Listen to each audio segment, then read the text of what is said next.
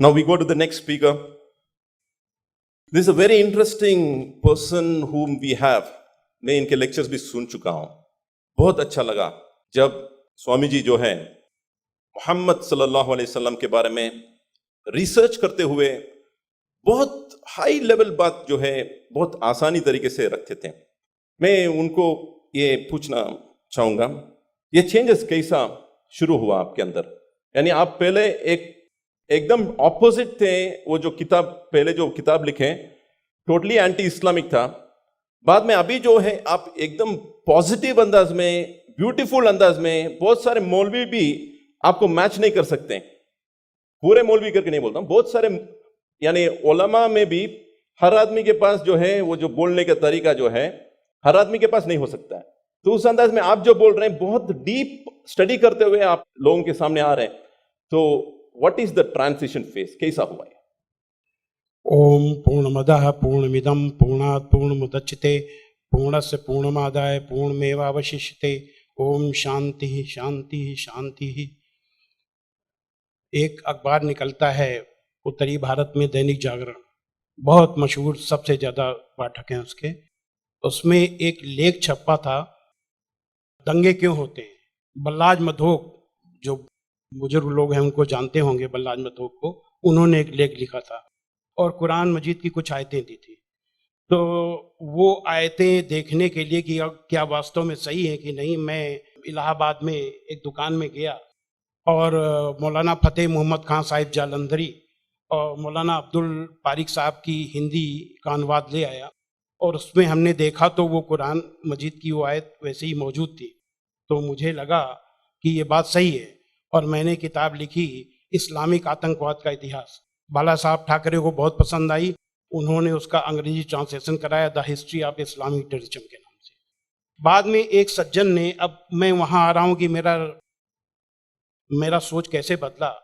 मुंबई के एक व्यापारी ने मुझसे कहा कि स्वामी जी आप जो काम कर रहे हो उसमें फंड की जरूरत है, फंड आपको नहीं मिल रहे, आप ऐसा करिए किताब इस्लाम पर लिखिए अमेरिका के लिए कि वास्तव में इस्लाम से अमेरिका को खतरा है, तो आपको अच्छा खासा आपको वहाँ से रॉयल्टी मिलेगी, आपके सारे काम चल जाएंगे. लेकिन वो बड़ी किताब होनी चाहिए. उसको लिखने के लिए मैंने हजरत मोहम्मद सल्लल्लाहु अलैहि वसल्लम की जीवनी पढ़ी. जब जीवनी पढ़ी तो जो कुरान मजीद की आयतों को मैंने आतंकवाद से जोड़ा था कि इन आयतों की वजह से आतंकवादी बनते हैं, लेकिन जीवनी पढ़ने के बाद मुझे लगा कि ये आयतें आतंकवाद को रोकने के लिए हैं, आतंकवादियों को. सुभान अल्लाह. क्योंकि उनमें जो युद्ध का आदेश था वो आतंकवाद और आतंकवादियों के विरुद्ध था. तो मुझे लगा कि मुझसे बहुत बड़ी गलती हो गई, एक धर्माचार से ऐसी गलती नहीं होनी चाहिए. और वो गलती क्यों हुई? वो गलती का जिम्मेदार मैं नहीं था, उस गलती का जिम्मेदार अनुवाद करने वाला था, जिसने ये नहीं बताया कि आयत का मतलब कैसे समझें. किसी भी हम यहाँ जो गैर मुस्लिम भाई होंगे उनको मैं बताऊं कि आयत का मतलब समझने के लिए जरूरी है कि आयत क्यों और किन परिस्थितियों में आई. ये जब जानेंगे तभी सही अर्थ मालूम होगा. तो ये जानने के बाद मैंने एक दूसरी किताब लिखी, इस्लाम आतंक या आदर्श, यानी इस्लाम में आतंक नहीं, आदर्श ही आदर्श है. और इसका हम दूसरा उदाहरण और हम दे रहे हैं क्योंकि हमने एक दूसरी किताब भी लिखी है. एक बार मैं जा रहा था, अभी थोड़े दिन की बात है, तो एक सज्जन से मेरी बातचीत होने लगी. मैंने कहा इस्लाम में आतंकवाद है ही नहीं. तो उन्होंने क्या किया, अपने मोबाइल में दिखाया एक इंटरनेट से कि आज से 100 साल पहले ब्रिटिश पार्लियामेंट में एक भूतपूर्व जो प्रधानमंत्री विलियम ग्लैडस्टोन थे, उन्होंने कुरान मजीद को लहराते हुए उसके बारे में कुछ नेगेटिव चीजें कही थी. तो मुझे बिल्कुल अपनी बात याद आ गई कि जैसे मैंने गलत समझा वैसे विलियम ग्लैडस्टोन ने भी गलत समझा, और उसके जिम्मेदार वो नहीं, अनुवाद करने वाले थे, क्योंकि उन्होंने सही अनुवाद उसको सही ढंग से एक्सप्लेन क्यों नहीं किया. तो मुझे लगा कि अब इस पर भी एक किताब लिखने की जरूरत है. तो मैंने एक दूसरी किताब लिखी है, कुरान जीने की कला. वो अंग्रेजी हिंदी में है, वो छप चुकी है जामिया नगर में जो जमात इस्लामी के मरकज से छपी है. अंग्रेजी में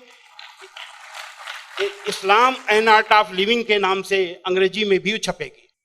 अब इन सारी चीजों जो मैंने इस्लाम को देखा, कुरान को देखा, उसके हिसाब से मैं एक छोटे से निष्कर्ष पे पहुंचा कि इंसान में इंसानियत लाने के तरीके का नाम इस्लाम है। सुभान अल्लाह। और ये जुमला नहीं है, ये जुमलेबाजी नहीं है कि मैं अपने तरफ से मैंने कोई एक मुहावरा कह दिया, एक जुमला फेंक दिया। ये बात दलील के साथ मैं बताऊंगा, और मैंने दलील के साथ देखा है। ये इंसानियत के दुश्मन है, काम, क्रोध, मद, लोभ, मोह, ये दुश्मन है। और कुरान मजीद में इन सब के लिए बहुत ही बड़ी बुराई बताया गया है और रोक लगाई गई है। पहले एक चीज हम काम को ले लेते हैं। काम यानी कि किसी भी महिला को, किसी भी औरत को अपनी बीबी को छोड़ करके और दुनिया की जितनी महिलाएं हैं उनको अपनी मां, बहन, बेटी समझना, ये कुरान में बहुत ही सख्ती से पालन करने के लिए कहा गया है। अभी तक आप लोगों ने देखा होगा कि जो गैर मुस्लिम भाई हो सुने कि किसी भी मर्द को देख करके औरत को अपनी निगाहें नीची कर लेना चाहिए, लेकिन कुरान का क्या हुक्म है? कुरान के सूरा 24 आयत नंबर 30 में है, ऐ मोहम्मद मोमिनों से कह दो कि वे अपनी गैर जो भी महिलाएं हैं जो उनको देख करके अपनी निगाहें नीची रखा करें और अपनी शर्मगाहों की हिफाजत करें। सुभान अल्लाह। यानी जब सुभान अल्लाह। मर्द जब अपनी पत्नी के सिवा किसी को देखे तो आंख न मिलाए उससे, अपनी निगाहें नीची कर ले और मर्यादा में रहे। ये पुरुष के लिए ये बनाया गया नियम, और यही नियम औरत के लिए भी, दोनों के लिए वही नियम बनाए गए। ये नहीं कि केवल औरत के लिए। मर्द के कहते हैं कि इस्लाम में औरत को दबाया जाता है, लेकिन मर्द के लिए कितना सख्ती से नियम बनाया गया। तो ये काम के लिए कितनी सख्ती की गई। क्रोध, गुस्सा के लिए सबसे पहले गुस्सा का तरीका इस्लाम में इतना आसान बताया गया कि देख करके मैं सबसे ज्यादा प्रभावित हुआ। कहा जाता है अगर गुस्सा अगर किसी का रुक जाए तो वो पूरा संत बन गया, साधु बन गया। और कितना बढ़िया तरीका इस्लाम में बताया गया, कुरान में बताया गया है कि माफ कर दो, किसी के गुनाहों को माफ कर दो, और जब माफ कर दो गुस्सा खत्म। और सबसे पहले ये हुक्म दिया गया पैगंबर को। सूरा 7 आयत नंबर 199 में हुक्म आया कि ऐ मोहम्मद माफी का तरीका अपनाओ और भलाई का हुक्म देते रहो और अज्ञानियों से किनारा कर लो। सबसे पहला माफी का हुक्म अगर आया तो अपने पैगंबर के लिए आया। और ऐसे लोगों को क्या कहा गया? सूरा 3 आयत नंबर 134 में अल्लाह का हुक्म है कि जो लोग तंगी और खुशहाली की हर हालत में अच्छे से अच्छा काम करते हैं और गुस्से को रोकते हैं और लोगों के गुनाहों को माफ करते हैं, तो अल्लाह ऐसे लोगों को पसंद करता है जो ऐसे अच्छा से अच्छा काम करते हैं।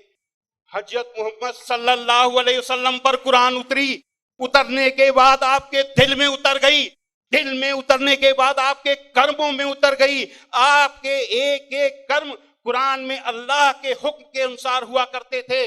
आपने पहले खुद अपने आचरण में लिया, अपने अखलाक में लिया, तब दूसरों को बताया। फतेह मक्का के दिन वो अबू सुफियान जो आपके खिलाफ मक्का की एक एक लड़ाई में आपका के खिलाफ नेतृत्व करते थे, जब वो सामने पड़े फतेह मक्का के दिन, तो हजरत मोहम्मद सल्लल्लाहु अलैहि वसल्लम ने कहा कि आज अबू सुफियान को माफी, और जो अबू सुफियान के घर में दाखिल हो जाए उसे भी माफी। आज जो अपने घर के दरवाजे बंद कर ले उसे माफी, जो मस्जिद में चला जाए उसे भी माफी। अब आप सोचिए, जिस मक्का में कदम कदम पे आपका विरोध था, कदम कदम पे आपके रास्ते पे रोड़े अटकाए गए, और जो 10,000 लोगों की फौज के साथ आप जब पहुंचे तो किसकी हिम्मत थी कि सामने होता? सारे के सारे लोग छिप गए। जब हजरत मोहम्मद सल्लल्लाहु अलैहि वसल्लम ने देखा कि कोई नहीं दिखाई दे रहा, तो बहाना बनाया माफी देने का। ये बहाना क्या बनाया कि जो यहां चला छुप जाए उसे माफी, जो वहां छुप जाए उसे माफी, जो वहां छुप जाए उसे भी माफी। यानी किसी न किसी बहाने सबको माफी, माफी, माफी और माफी। माशाल्लाह, माशाल्लाह। स्वामी जी, आपको रोकना मेरे दिल में क्या है, ख्वाहिश तो नहीं है, मगर मैं पैनल डिस्कशन कंडक्ट कर रहा हूं अभी, इसलिए आपसे एक सवाल भी मैं करूंगा। मैं समझ रहा हूं आपके जो रिसर्च बहुत डीप है, फिर भी एक सवाल मैं आपसे पूछना चाहूंगा। अभी आपको ये रिसर्च होने के बाद क्या आपको ये लग रहा है कि मुसलमान जो आजकल के बहुत सारे मुसलमान जो है वो खुद जितना आपने रिसर्च किए अक्सर लोग रिसर्च नहीं करें, क्या ये एक वजह हो सकता है? मेरे हिसाब से मैंने जो जो भी मसाइल यानी समस्याएं दुनिया में देखी हैं, उन सारी समस्याओं का पॉजिटिव हल कुरान मजीद में मौजूद है। बस देखने की जरूरत है। जो ईश्वरी किताबें होती हैं वो बहुत ही रहस्यमयी होती हैं, उनको समझना आसान काम नहीं है। उसके लिए तन और मन दोनों की पवित्रता चाहिए। केवल शरीर नहाया धोया ना हो, केवल शरीर की को पाक करने की ही केवल जरूरत नहीं है, मन को भी पाक करने की जरूरत है। जब शरीर और मन से पाक होकर के आप देखेंगे तो उसका रहस्य समझ में आएगा, आपकी हर समस्या का हल कुरान मजीद में मिल जाएगा। और उसी नजरिए से आज का मुसलमान कुरान मजीद को नहीं देख रहा, इसीलिए समस्याएं पैदा हो रही। Thank you